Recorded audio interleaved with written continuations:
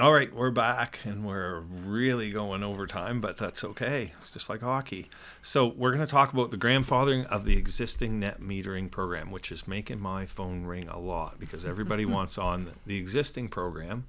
I think that the new program is a real challenge to make solar make sense with it, and that's a discussion for another day. But my goal is, and I'm super appreciative of being able to be part of maybe the policy change, because my goal is to put solar or customers on the existing net metering plan, and then maybe have a policy that makes so much sense that they bail out of it before this 10-year proposed grandfathering clause. So the proposed grandfathering clause is 10 years. Then you have to go on to whatever the new policy is, whatever gets pushed through the EUB, I guess, October 19th. So I'm going to argue about, we had spoke earlier about, I'm going to make the argument that the customers in 10 years, you had mentioned to me that most solar systems, when they're installed now, will be paid for in 10 years. Mm-hmm. So I don't sell solar systems just for people to pay them off, the same way that you don't pay into your pension just to get that money back or have it end at when you're 70. So how would it feel if I proposed that we take away your pension at 70 and we give you the money that you put in, because you didn't lose any money, so you feel a little cheesed. So that's where the customers feel a little cheesed with this. So when I sell a system, the solar panel warranties are 30 years. And these customers are expecting to have invested their money in getting the value of that back over 30 years. So as an intervener, I'm going to be pushing for 30 years for the life of these systems. And I would argue that based on the few number of solar customers that we have in the province, that actually shouldn't affect MB Power a whole lot. So now you can argue with me. I don't like arguing with you, but present your argument. I guess. We can debate. Let's put it that debate. way. So the grandfathering clause or continuance clause is what we call it. It's to allow some protection for customers that recently made that investment. Like you talked about earlier, solar's getting cheaper with time. Rates are getting more expensive with time.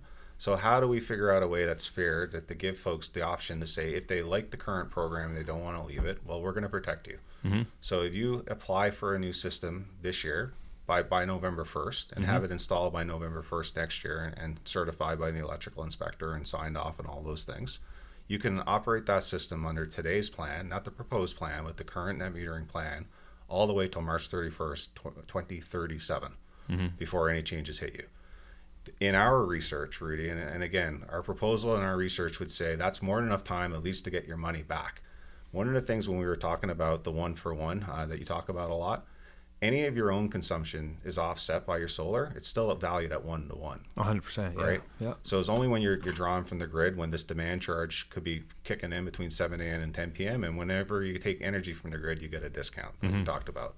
But for the 10 years, all the way to 2037, you won't notice any change in the existing system. That's so right. Whether you're one of our pioneers to put a solar system in back 20 years ago, or if you're thinking about doing it in the next year and a bit, it's no change to you that's going to be seen in the program. It's after that 10-year period, in our opinion, I think your investment is already paid off. You paid off the cost of the panels and all the infrastructure and all the things that you got to do in the customer's home. People aren't buying solar just to pay it off. No, but then they have the benefits for as long as they need. Right? Whatever they offset from the utility, there's no demand charge or no energy charge associated with that. So if you got a 30-year panel, for the first 10 years, you get the current program, and that's going to be a cross-subsidy. People without solar are going to help pay for your bill for the next 10 years. And I appreciate your perspective on this because the way I thought about it was there isn't another electricity customer on the system that's guaranteed anything in terms of grandfathering. But we were providing some stability for these customers knowing the investment that they had made. If you were that customer, how would you feel? Yeah, I think knowing that prices are going to change, that there's going to be a new pricing mechanism, I think the avenue is the UB to argue those things. So if we had a system that we just put in yesterday and we just got it passed and commissioned and I showed maybe it depends. If we have an east-west system, sometimes there's a 13-year payback. And if we have a perfect south with a 12-12 pitch roof where you didn't have to put any ground mount or anything in, we might be down to 8.5 years. Yeah. So you might get it back a little bit quicker.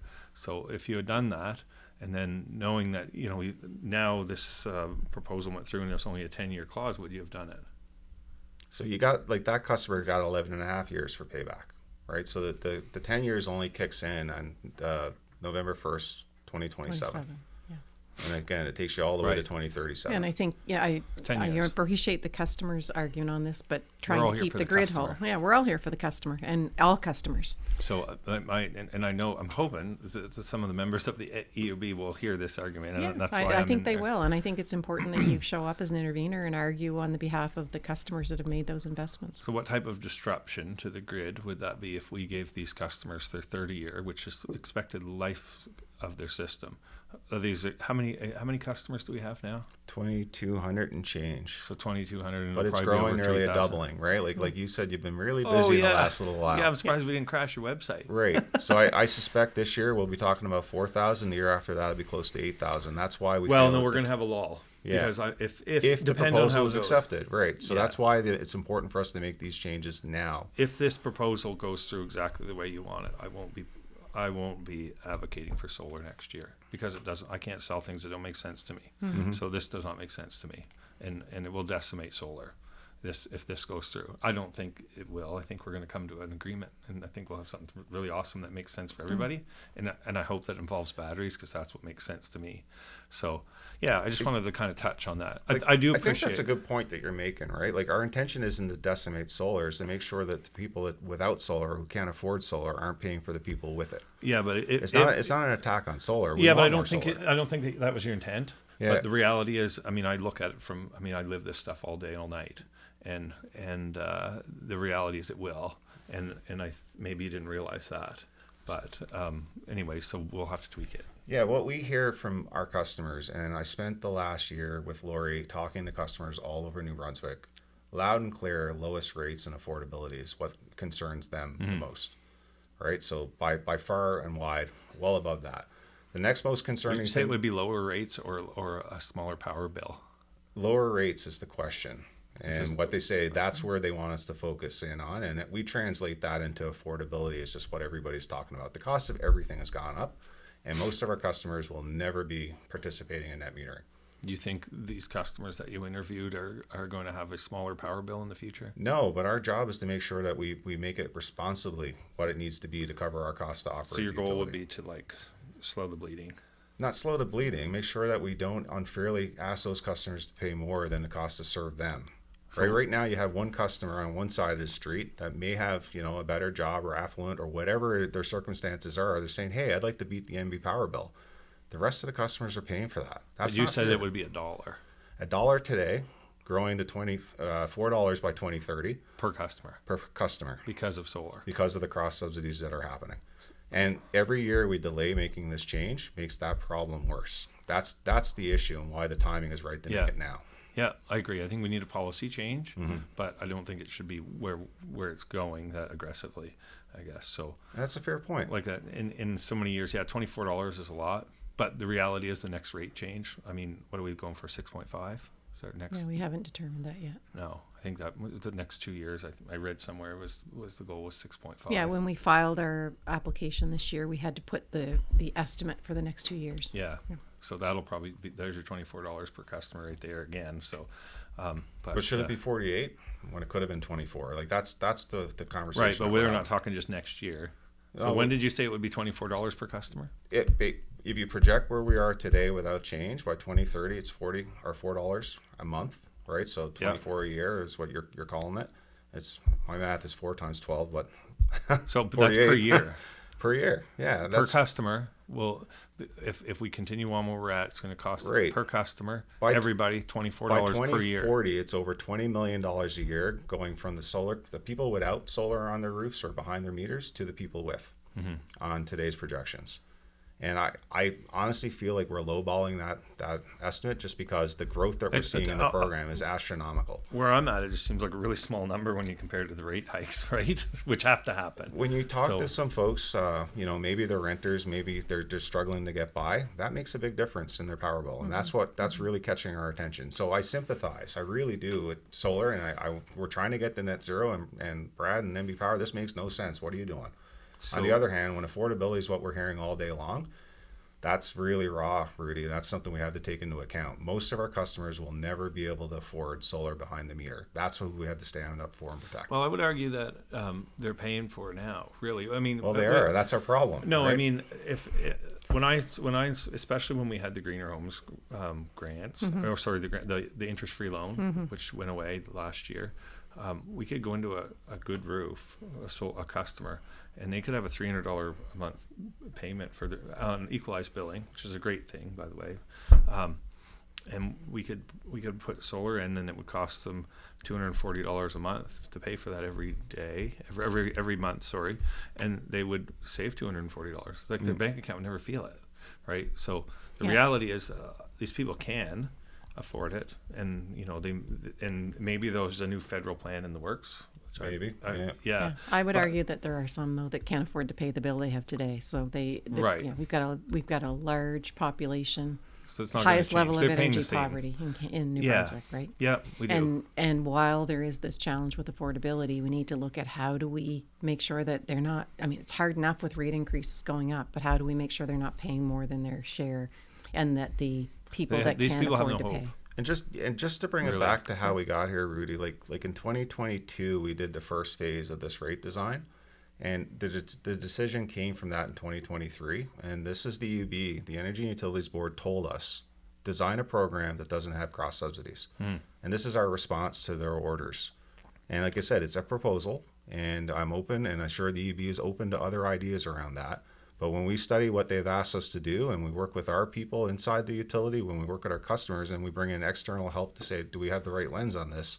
They suggest this is the best proposal at this time. That's just an opinion. As part of the process, others will bring in their experts and their cases. I think we're using 3 different consultants for it. Yeah. Kind of help with that. That's a part of the process, and like I said, it's not an NB Power saying this is the way it's got to be. No, we make proposals, and the Energy and Utilities Board hears our proposal.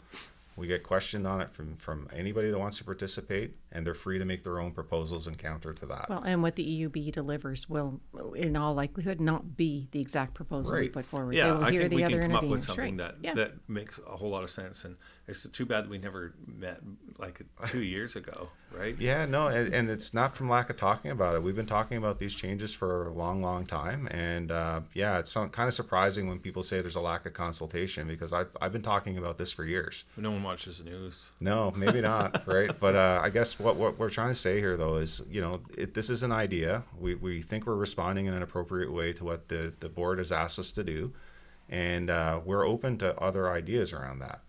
And I think the timing is right to make the change, or at least have the debate. I think New Brunswick's future is too important to kind of say, let's kick the can down the road, or maybe let's not worry about it.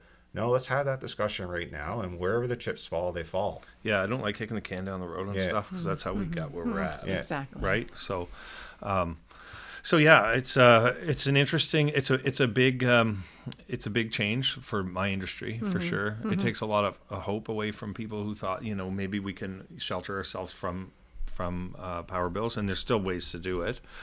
Obviously, on the cons on this new program, we have to have a lot more solar if you want to get a $0 power bill. Yeah. And we are not opposed to solar. We actually see it as a way to solve some of the problems we see in the future. We're not opposed to it at all. We just have to be sure there isn't cross subsidization for the customers. It's tricky. I mean, solar. You've heard me say it many times. So, solar doesn't really help.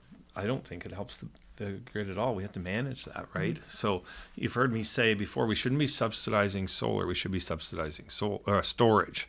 So that's something that I guess we'll talk into, and we'll get closer to closing this off, because I know we're in pretty deep. But right now in New Brunswick, the only reason to have a battery on your home is you can save the tax from, you can store your energy during the day and use it at night. You're only going to save 5%. So it's really not worth the investment of the battery. You're going to get power when the power's out. So you have that resiliency. Yeah, the But resiliency is worth something, I would say. that's the only reason I can sell a battery to anybody. So now knowing, after we've spoke and looking into this new net metering and the possibility of demand charges and time of use, we're kind of watching what MB Power is doing, and I made reference to a chessboard. If you bring up time of use, well, guess what? Now, if I can buy my electricity at 30% off, I can store the cheap power and then use it when it's expensive. And you guys will love it because then you don't have to generate it. So I talk about a flat load profile in a home. So you wake up in the morning, you have your shower, you spike the grid. Everyone hits that spike, that morning spike, and then in the evening there's a spike again. So if I could take every customer that I touch and say, tell you what, guys, I'll build you. And I'm doing this now as a demo with some of the customers that have batteries for resiliency because we have this technology now. I just go in and I hit. Let's peak shave, and the most I ever want to pull from the grid is 2 kilowatts indefinitely. Yeah. So if a load comes on, it just pulls from the battery, doesn't spike the grid. It gives you a flat load profile, which, and correct me if I'm wrong, from utilities point of view, a flat load profile, you can make money on that versus one that does this all day. Like it's a cheaper load to serve. But like Lori said, time of use rate is a demand charge just built in a different way. Right, so it's bundled in with the energy charge. Yeah. When it varies from 1 hour to the next, that's a demand charge because some hours is more expensive for us to generate. And again, back to that 2 levers. We're okay with how we want to set those levers, and that's open for debate. If folks say we don't like the demand charge, well, it means we need to make the energy charge more expensive so that we don't see, folks without solar paying for the systems for folks with the solar. So I think in maybe 5 years from now, the value in what I'm doing won't even be solar. I might not even do solar. Right. Yeah. I mean, we'll definitely serve, for everybody watching, we're definitely going to service solar customers, but the value will be in storage. Yeah, because and I we would can love shift to see a loads. day when MB Power is providing some sort of an incentive or a subsidy for customers to Well, you said we install can move batteries. quick. Yeah. So are you familiar with EcoShift in Nova Scotia Yes. in their battery program? Yes. The ROI on those batteries are like 2 years Yes. right now. So I'm actually going to do a podcast with the guy who has one down there, which would be really cool. Love to watch To it. see. Yeah. So they pay $500 for the customer to enroll in the program, and then I think it's $300 per kilowatt, and it's about half of the rate that they might pay MB Power when there's peaks. There's 12 events that they went to. So last year, customer, I think it was $2,700, and the year before that was $3,000 that he was paid by the utility for them to use the battery, and it saved the utility money because they would have spent $600 per kilowatt for that demand response when they needed it. So the great thing is the customer paid for that. That infrastructure got built. So when I had a video out and I said, just give me a policy and we will build it. Yeah. So, and that's, we got to figure out where these levers need to sit. And then if we can build a policy, and the customers will build it, and it'll be, like you said, the middle to upper class or the higher, I don't want to say class, but the guys with dollars will build that. Yep. However, the only reason they will do it is because they'll save money. And the ROI on that might be way faster than solar. Yeah. Yeah. And the reality is they might not even do solar. Like Lori was saying, if we can come up with systems and batteries are a part of that system and it helps lower the overall cost of the MB Power system and that results in benefits for everybody, why not? And it avoids us having to build another That's the $1 billion. plant in the Bingo. future. That's the $1 billion yeah. plan. Why not, Rudy? That's a exactly. great idea. Like, Right. It is, now, absolutely just is. to tell you, I talked about in 2022, we started phase 1 of the journey. We're now in phase 2. Next year, we plan to do phase 3. And maybe the solutions that you're talking about today could be a part of that phase 3. I think one thing we got to fix quickly is if we don't amend with the phase 2, we're going to have a lot of bankrupt solar companies out there. So and I know, and we'll talk about that later off camera, and we'll see that in the UB and stuff. But anyways, one thing that I kind of had I wrote down an ideal net metering policy change, and I think the first time we spoke this year, I talked, you proposed this change, and I said, well, if we're coming up with time of use, and I think it's proposed not this year but next, Yep. I would love to see the time of use and the net metering policy all be integrated together. So how would that work if I'm on time of use and net metering, or does net metering include time of use? Because that'll make things I'm just trying to build a business case around being able to, supply the grid. So I'd love to see a demand response program, but even if we had a cheap overnight rate, we're just going to put batteries in and then, float it. Another thing that I really would like to see is not a peak time the entire day. If we, had maybe 3 different rates, it's 80 cents a kilowatt hour for 2 hours for battery customers. We're just never going to pull from there. There will be scenarios where that does happen, though, just because of weather conditions or whatever. But and at least they'll have part, a warning. When we do put together a proposal, we do consultation, and we try to talk to people who are going to be impacted and get their ideas. So now that you and Brad know each other, I think that's a great opportunity. We've got tons of demo units if you want. We've been installing these everywhere. Yeah, but I think getting some of the real life examples that you have and your ideas, I think it's great to hear those. Well, it's hope for. So what I don't want to see is from a utility point of view, being an owner of this utility, is that we continue doing solar the way that we're doing it, and it costing the utility money, because we want to get this thing cash flow positive. Yeah, and let's be clear, it's not costing the utility; it's costing other customers. So you're passing the cost. We're cost of service, right? So I believe that we can build something. We can build a policy, and then with the policy, the private sector will build what we need. And of course, I'm all about behind the meter. I don't like big projects because they always go overrun, and we feel like we're not part of it. And I think the more that you include the public 100%. into stuff, like an energy monitor in someone's house. Versus, look at how my energy monitor uptake is versus the logging into your smart metering and seeing 3-day-old information. I'm the winner. So if we can incorporate, involve people, allow them to be part of the solution, reward them for it, because no one's going to build anything unless there's an ROI on it for them, right? And because right now with this policy, we're kind of taking away any means of being offensive towards and being able to save on their power bill. Past conservation, right? Conserving their power. And so I think if we could build something that would totally help the utility, and we can offset building another peaker plant. This peaker plant, I think we're probably too late. We need it quick. Absolutely. Am I right? Yeah. Absolutely. Okay. So, but the next one, and there will be a next one. There will be a next one. This coming fall, we're going to be filing our next general rate application. By law, we have to do that every year, so it's not like we're working on something. But as part of that, this peak rebate that you talked about, that's a part of our thinking right now. Is let's start launching that out. The rebate. So the rebates, and I really like what Nova Scotia is doing. I'd love to talk to people down there to see if that's working. Yep.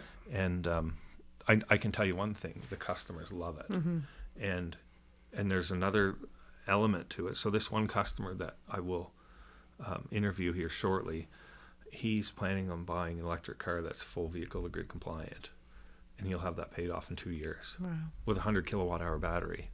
So my goal for the utility is to be able to have, look, these are all of the batteries in this location, and I can take that generation, I can dump the load for 2 hours here and give myself, I don't know, 300 megawatt hours. No idea. It depends on the size of it, right? Yep. And I guess they're doing that in different countries too. And we'll start doing it here too. Like we're going through a multiple steps of process here to get there. But yeah, that's something that I think most people would agree with you, Rudy. That makes a lot of sense. Rather pay a New Brunswicker to produce the energy or be self-sufficient and do all those things rather than some foreign energy company. Right. Yeah. And it gets us some skin in the game. Yeah, 100%. People have taken control of their we just got to energy. be careful not to sink anyone on the way. No. And that's not the intention. Like we're not in the business of economic development, right? But we are in the business of making sure that we protect our customers, and we have to follow EUB direction on this stuff. So when the Energy Utilities Board says you can't have cross-subsidization as part of your program, we come up with proposals to avoid that. Those proposals aren't the gospel. They're open for, different opinions around that. And the Energy Utilities Board will take all that information in and say what parts they liked, which parts they didn't like, which ideas they like better, and come out with a ruling. And we'll live by that ruling. And that's fine. Fun fact, I think $1 billion will put a 16 kilowatt hour battery on 100,000 homes. It's a lot of homes. It is. Which I think is maybe a third of the residential customers. Yeah, I love that idea, and we talk about it all the time. The challenge is it's got to be someone like you that is actually interested in doing something different. Doing something. Because if they don't, we spend the $1 billion installing batteries, and then we still need to build the plant. So we need, if we're always going to need we're always going to need the generator that sits out by my solar array off grid, because the province is an off grid house at the end of the day. Yeah, but we may not need as big a plant. I think or we may not have to fuel it all the time, because they do cost money to run. So I think we go back to where we started. The first thing is knowledge is power, and getting people to understand this. Energy monitors for Christmas, everyone. Yeah, that's a great one. If Father's Day is coming up, your husband wants an energy monitor. Christmas is coming up, it's an energy monitor. You can get them on Amazon. You have one, Brad. Yeah, I do. I agree with you. I've learned a lot since I put it on my panel. It's amazing. Yeah. Awesome. I'm trying to get one in your house, by the way. Sure. Let's do it. Right? Let's do it. So there was 3. Oh, Susan Holtz. I want one in hers too. Okay. So I just want people to care. Yeah. And I mean, you know kilowatt hours and everything. Oh, I care. We run around turning the heat down and the lights off. So I don't know if Renee Legacy's place. We went over and we turned up a thermostat in his basement, and it went to it was running 50 cents an hour, and it went to like $2 an hour. He's like, whoa. And I'm like, yeah, an hour. You have to make that money. Like, you have to. So I think that, as far as from a customer's point of view, that is one of the greatest tools that they can possibly have. Yeah. And people eat a lot of crow when they install one of those, and especially when they're blaming the smart meter or something. There's no affiliation with the government or MB Power or anything. When you clamp those 2 mains, it's going to tell you that money is running through that line, and it jives with. And these are not revenue grade meters; they're consumer grade meters. Your stuff is calibrated by Measurement Canada. And it's probably a little more expensive for a smart meter than it is for an energy monitor. So it's great when they find something that's going on. I mean, you don't have to tell everyone that you're eating crow, but at the end of the day, they save people a lot of money. They do. I always recommend them before people get solar. Sometimes you can tell. I've seen over 2,000 power bills, because I've done over 2,000 solar proposals in the last few years, and which is crazy. And I can tell as soon as I look at the home and I see that if they're burning 12,000 kilowatt hours a year. Hi, how you doing? Looking for some solar? I see you're burning wood, right? You can always tell what they're using for electricity. Yeah. But you're an educated energy critic. Let's call you an energy critic or energy advocate, whatever we want to term it. Not everyone is, and I think that's where we have to start. Oh, it turns them into them, right? Yeah, we get. But did you run around your house and be telling all the kids? Do you know what this costs? He would have been doing that anyway. But that's just it. So really, like Lori nailed it. Knowledge is power. The more you can help us with, informing New Brunswickers around that knowledge, we gratefully appreciate that. So thank you for what you're doing on that. And customers can log in and see what their power bill was. And then my argument against the smart meters is the information is a little bit old. Yeah. Where on an energy monitor, I can turn these lights off and it goes boom, 5 cents an hour. Yeah. Right. And I can look back 3 years ago and check and see what it was, and I can see when something's cycling. So we will be improving that system, just so you know, right? So we're on the final throes of the smart meter rollout is largely completed. Right? A lot of people said we didn't even want a meter, so that's what you got to think about. Like, where is the New Brunswickers today, and how do we reach them to convince them? The smart meter is good. The energy monitor is a good idea. And this is why we do what we do. So reaching out to help explain the story of MB Power is exactly why we're here today. And thank you very much for that opportunity. Well, thanks for coming. Yeah, thank really. you. I think it's important. This is a great way to spend the afternoon, actually. Great way to spend probably the afternoon. Evening now. We've been at this a long time. I don't know how much more. I don't think we have a whole lot of more time. But, I mean, I've got some questions. You guys can fire some questions off to me. But I think we covered some good ground. Yeah. And I think I've covered most of the topics. I mean, I don't want to get into a rabbit hole. We can maybe come back someday and do it again. We can do it again. Yeah, I mean, after we've done arm wrestling at the EUP, we'll see. But I'd love to hear you talk about what we can do to improve that process too, because that'll be an interesting one for you to sit through, and you will come up with lots of ideas for improvement there. Through the energy, it's just it's a huge time kill. Yeah, it really is, absolutely. And I know I saw something in the news today. There's the government's building a new. Was it consumer advocacy or something? Yeah, it's called consumer advocate. Yes. Yeah. Yep. I don't know how that's going to work. I don't know. I think there's 2 pieces to that. One is it will replace the current public intervener who cannot take a position with any customer group. So the consumer advocate will be able to advocate on behalf of different customer groups. They'll also act as the intermediary between customers and the utility if there are challenges or problems that can't be resolved. A lot of times now, customers go to their MLA or they go, Yeah. to the media and Yeah. complain. This Yeah. will be an independent person that can actually resolve the issue without it having to go to the EUB or to the politician or to the There's media. a lot of time and money on, your Yeah. guys' behalf too, right? There's lawyers and they're representing MB Power, and Oh, yeah. I think about that. It's like, It can cost us up to $10 million a year.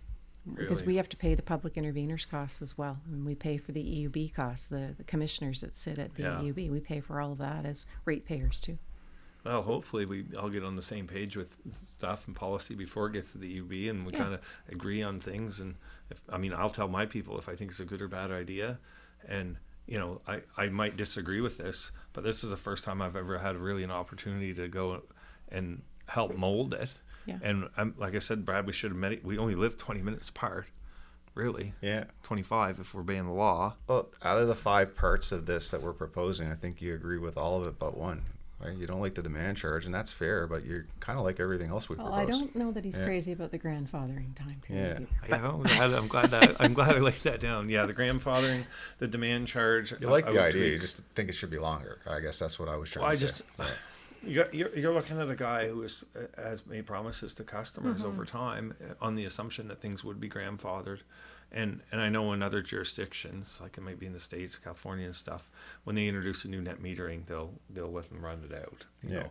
So that's why my question would be like, what is the harm in allowing these customers to run out, another 30 years or 30 years, or Yeah. maybe find out when they first got their system, and give them 30 years from that date. Right, because then they've really got their expectations fulfilled. Yeah, now So- that you're in the process, you can actually ask that question, and by law, we have to answer it in great detail. So, like you're doing a great job by intervening in this and telling New Brunswickers where you think improvements can be made. And like I said, the UB is going to have to decide. Yeah. at the Well, end And of the day. ideally, we wouldn't be doing this at the UB. We provide that Oh, information 100%. anyway, right? But That's yeah, it. like Right. that's the part What's that you're gonna- doing. This time investment is going to have benefits, Rudy. Is what's what going I'm to trying cost? say. What's going to cost more? Allowing the existing customers to run out their 30 years, or paying lawyers to intervene, right?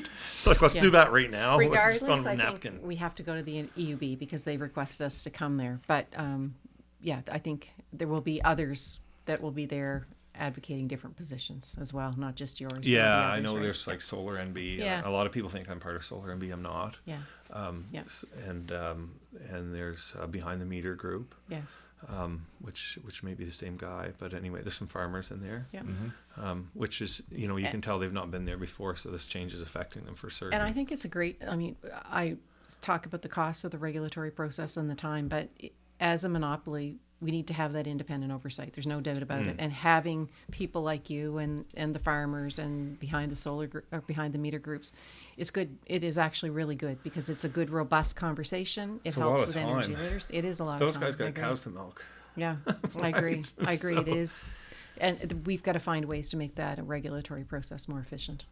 Well, it's it's not your fault either. I mean, it's not like I came to you guys and be like, hey, Brad, I really want to sit down and let's hash out a plan that's going to make sense, because here's what I'm going to do. I'm going to come in there and I'm going to be an intervener at the Energy and Utilities Board, and we're going to waste a whole bunch of people's time. And when we might actually agree on something beforehand, and we look at it from two different perspectives, and we can save a bunch of people's money because we're spending people's money Yeah. talking about this even. That's Yeah, and So- we're very accessible. Like Lori, she meets with people all day, every day to talk about their concerns and how MV Power can do better. And like I said, that's something she brings to her whole team.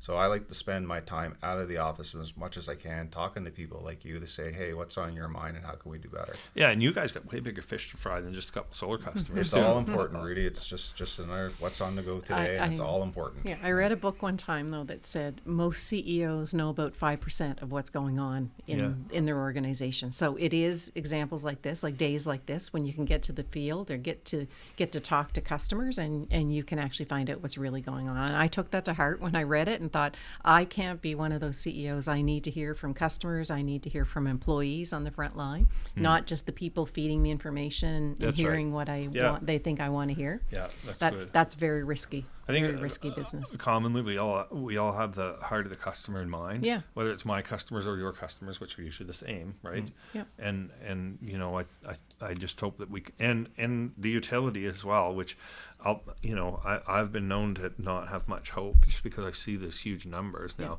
you've told me that it's worth way more than I thought it was, maybe. So, anyways. Well, we often just talk about the debt, and we don't talk about the assets, and we've got long life assets. One of the assets we didn't talk about though are the people that work at MB Power. So I know we didn't talk about. Ask me the first question. I know we didn't talk about that, but the linemen and the customer service agents and the people that are working on the front line each and every day, they come to work every day wanting to serve customers, and we have to make sure that they look at safety and all of those things as well, because hours of work is a big thing that we focus on, because it is inherently dangerous if you're not following the rules. Mm-hmm. But people want to serve customers. They want to be out there serving customers and doing the right thing. In MB Power, and especially in the net metering side. Yes. And I was hard on them at first. You know that. I heard That's that. how we met. Yes. Right? So, did. And I'm all about accountability, but there's people there who really do care what they're doing. And I do think there's a lot of people that might not care too, but I don't run into them a whole lot. No, so, most of our employees are loyal and dedicated to the customer, and they want to do the right thing. And they are very quick internally to say this process isn't working for the customer, and advocating to get it fixed. So, for reference, we had a list of questions that we're supposed to be following. One of the things I wanted to talk about was what are the things that MB Power is doing that's great? And you were going to ask me that question too. I was, yeah. Because we always focus on the crap, right? Yeah. And so, that was one of the things. The power outages. You know how fast you guys get the power back on? Mm-hmm. Like, it's insane how fast we can decimate half of the grid. And, well, I don't know, what's a really bad one? A third of the customers, right? And we're on in 2 weeks or less. And that's the orchestra working, and it might be bringing in Hydro-Quebec or whoever. Like, we've had a couple, I call them the no-name hurricanes, the ones that they don't name after, after a certain date. So before Christmas, they're ones. Always before Christmas. Yeah, those guys are out there giving her. Yeah, they like their Tim Hortons on some days, but you know what? The power's back on, and nobody talks about that. Mm-hmm. And it gets more complicated the more people you bring on site. Like, even in big storms, the more people you have on site, it gets increasingly more complicated. But we've said we want restoration to happen as quickly as possible. So boots on the ground, really good. Yep. And I mean, I'm talking about people that I know, right? And anytime I reach out to a linesman, if I need something done or something, maybe people that I might know, they're always super good and really helpful and fast. Another thing that I think that's happening that's really good is and I know the social media team does a really good job. Mm-hmm. They take a ton of hate on there, mm-hmm. and they do a good job in ignoring it, but they still present, like, and the website's really good. Like, there's some really good educational stuff on the website about, what a demand charge is and all this stuff. And I mean, I've made a few suggestions that I think we could also do, but the website's really good. The social media is really good. It's actually improved over the last year, and that was one of the things you commented on, where you told me that you felt like there'd been a step change in the amount of communication that we're giving customers. So, and the problem is that you put stuff out there and it's social media and people are hiding behind a keyboard and you just get a ton of hate behind it. Mm-hmm. And it's like, guys, this is like really good information. If you actually looked at it instead of just throw rocks at it first thing, it might actually learn something. And, I'm sure there's misuse of, in any organization, there's crap somewhere that someone might know about. But, as a whole, like, I generally think you both want what's best for people. Yeah. And anyway, so I just wish people would kind of focus on that. And the more they understand about the problems that MB Power face over time, and, like you said, the past is the past. This is what the cards that we have now. Right. And how can we move forward? And, we've got all these processes, which kind of suck to have to go through some of them. But anyway, we can possibly get there. But anyway, the social media is really good. The website's really good. The boots on the ground, the power outages don't take very long at all. I mean, not that I would know, but I do visit friends on the grid, believe it or not. But anyway, so there's a lot of good things that MB Power does well, and your employees are very happy, And I'm sure your retention's really good as well. Yeah, I our mean, engagement scores are good, retention is good, but we still have to get better. We may have some of the lowest rates in Canada, but we need to do everything we can internally to run as efficiently as possible and make sure those rates stay as that's low as something possible. that we never mentioned is we do have some of the lowest rates, especially when you look at the types of generators that we're running. That's right. That are really good. And yeah, the uptime of the Pro really sucks, but some, it's as a whole, we still have really good. Yeah, and I would say, it's by design that LaPro hasn't run as much as we would have planned in the last 3 years. We decided in the last 3 years to take longer outages at LaPro to get some investment in the plant to fix those things we talked about earlier, the motors and the pumps and the valves and those sorts of things, so that we could have better reliability at that plant going forward. So those were hard decisions to make. Yeah, but you're I'd right. rather have a planned outage any day than an unplanned outage on the coldest day of the year. So That's right. Yeah. I mean, you guys had that running all winter for a reason. And So- actually, LaPro hit its targets this year for the first time since 2019. So very to proud know. of that. Very proud of that. When LaPro is running, Yes. would I be correct in saying we can make money with LaPro? Yes. Yeah. So Yes. the trick is keeping it alive. When LaPro does well, the company does well. Good to know. It's when LaPro is operating well. Because there's And some it- days yeah. I think I just want to bulldoze the whole thing into the ocean. Yeah, no, it's a very valuable asset to New Brunswickers. And we're talking about maybe getting into some more nuclear later, but we ain't opening that can of worms now. That's a whole other way podcast. past upper yeah. time. But it's a good Episode idea. 2, yeah. Yeah. Is there anything you guys want to talk about or let anybody know, I guess, on this podcast? Anything before we tie this up? And It's been a great afternoon. I think a lot of good messages and good thoughts and great ideas from you. Those are all things that are important to us, and I appreciate you taking the time and having the interest. I was in the looking forward to utility. it. Yeah, It's almost good. a little nervous. But lighten up a little bit. Yeah, But that's good. yeah, well, maybe we'll do it again, and we'll be in touch, and yeah, I'm sure we'll see lots of each other as the intervener process goes on and whatnot. We all so- want what's best for New Brunswickers. So yeah, so was it a coincidence that the incentive changed? The incentives went away on the same day of the podcast. You planned this after that announcement, so yeah, it's a total coincidence. No, I didn't. Yeah. This was planned way before, and then you had to postpone. So Yeah, yeah, it So it was a Yes. coincidence. the Yeah. incentives had to go away on a previous EV decision, so not the one that came out a few weeks Right. ago here, the But one we're from not. last I'm year. not following it. That's Yeah, what happened, right? and so the federal government incentives went away. No other. I would say it was a complete coincidence Yeah. because I would not have wanted to catch you on a bad day Yeah. when No, you were it's- running the it's been- podcast. I've just been really, really busy trying Yeah. to get everybody's foot in the door. That way they'll have the choice. Like I've got Oh, yeah, customers that yeah. have been considering solar, and it's like, you know what? If you're thinking about getting in, when's the deadline? November? November 1st. Yeah. get Oh, your sorry, that's for the net metering. Yeah. But if they've got probably, I think 9 January months. 31st for the incentives to get their system hooked January up by 31st. then. Yeah. So at least people are registered now. Yeah. And I always push the home energy audit. I think that's a great thing. Yeah. Yeah. And we still have that. So just so everyone knows, the total home energy program is not going away. It's just the solar generation side of it is. So still a great program because you've got all the defensive mechanisms in there. And maybe we'll slide in energy monitor install, which should be super Yeah, cool yeah. with all the money we save by not subsidizing solar. But anyway, that's a great program, and that's still there. But anyway, so I've been really busy just trying to get everybody's foot in the door, and the commercial kind of exploded on me too. So I don't know how much we may have cost the ratepayers, but it ends tonight, and by tonight it's the 27th today. And by the time you watch this, the 27th is history. So, okay, well, shall we wrap it up? Yeah. let's do Thanks it. for watching, guys. That was a long one. Thanks for coming out, Oh, thank you, Rudy. and thanks Appreciate it. thanks Thanks for for hosting listening. us.